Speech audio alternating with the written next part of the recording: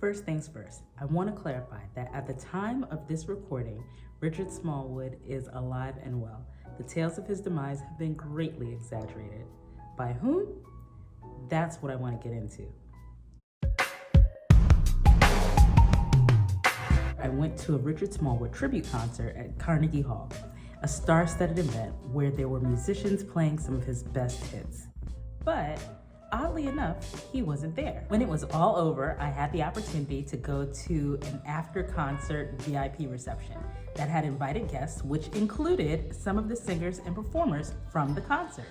I got a chance to strike up a conversation with someone, and I mentioned how I was surprised that Mr. Smallwood wasn't there because I had been expecting that he would make an appearance at the concert.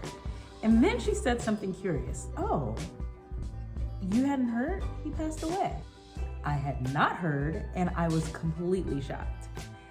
So I wondered, why was I not in the loop on this? And she reasoned that because it had happened during the pandemic, it's possible that with all the world news going on, I just simply missed it, which sounded kind of plausible. And then another person came to our table and joined our conversation, and she co-signed everything the First Lady said too. So now we have two people saying that he passed away. So I wanted to find out the details, and we got online and we looked it up, but our internet connection was kind of sketchy, so we couldn't get online. So I just had to take their word for it. Then a third person came to our table, and when we told him what we were talking about, he corroborated everything they said. Now, this person was someone who actually sang in the concert. So if anyone would know, he would know, right? So the reception ended really late. I didn't get home until well past midnight, and I went straight to bed. Didn't look anything up at that time. But in the morning time, I called one of my friends who's also a fan of Richard Smallwood. She and her husband lived near Richard Smallwood's hometown, and so I asked them, had they heard about this? And they were very incredulous because no, they had not heard anything about this. And if anyone knew, they would know. So we looked it up now with our good internet connection, and lo and behold, Richard Smallwood was not only alive, he had just made a video shortly before that. The whole thing was a fabrication. So why would all these people say something that wasn't true? People who should actually know better. Well, it's not as uncommon as you would think. In the 1950s, a researcher named Solomon Asch conducted some experiments on social psychology. He gathered groups together and just asked them to tell him which line out of a group of lines was the same as the target. The trick was everyone in the group was working with the researcher except for one person. They were the true test subject. Everyone was asked to give their answers out loud. We can clearly see which line is, but the people who were working with the researcher were instructed to give the wrong answer to see if the test subject would just go along with the crowd.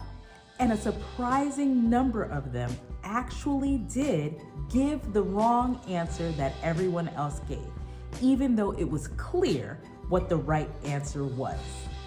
This is what we call social conformity, and it happens all the time.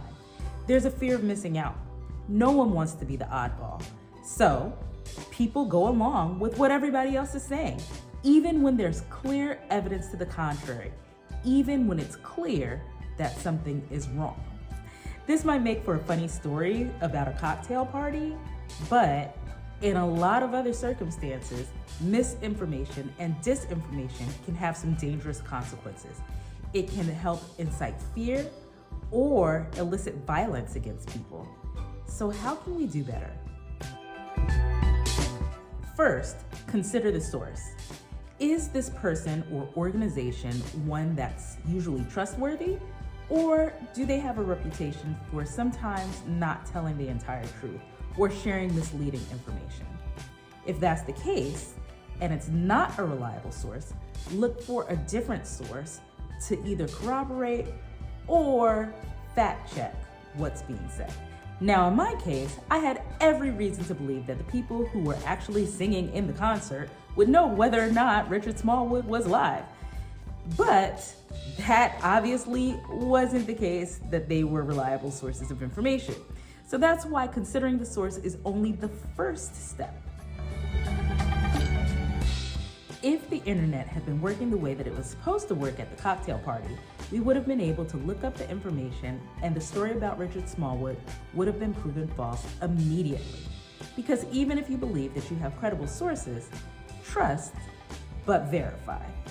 Double check what's being said and look up a variety of credible sources to make sure that the evidence and details line up.